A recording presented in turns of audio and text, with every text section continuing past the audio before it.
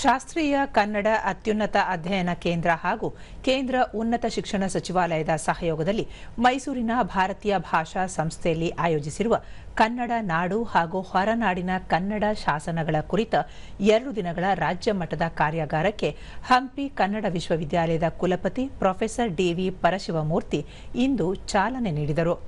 ಈ ವೇಳೆ ಧಾರವಾಡದ ವಿಶ್ರಾಂತ ಪ್ರಾಧ್ಯಾಪಕ ಪ್ರೊಫೆಸರ್ ಶ್ರೀನಿವಾಸ್ ಪಾಡಿಗಾರ್ ಮತ್ತಿತರರು ಉಪಸ್ಥಿತರಿದ್ದರು.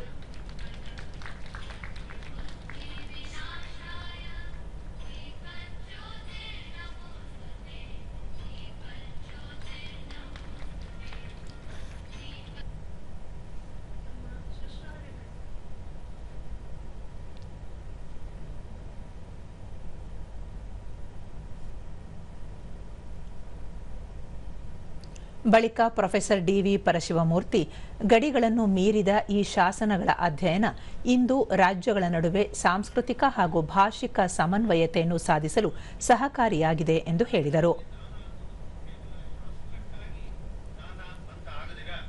ಸಮಾಜದ ಒಳಿತಿಗೆ ಅಶಕ್ಯ ಜನರನ್ನ ಮೇಲೆತ್ತುವುದಕ್ಕೂ ಕೂಡ ಈ ದಾನ ಕಾರ್ಯಗಳು ಪ್ರಾಚೀನ ಕರ್ನಾಟಕದಿಂದ ನಡ್ಕೊಂಡು ಬಂದಿವೆ ಅನ್ನೋದು ನಮಗೆ ಶಾಸನಗಳು ಮತ್ತೆ ಸಾಹಿತ್ಯದ ಅಧ್ಯಯನದಿಂದ ನಮಗೆ ಗೊತ್ತಾಗ್ತಾ ಹೋಗುತ್ತದೆ.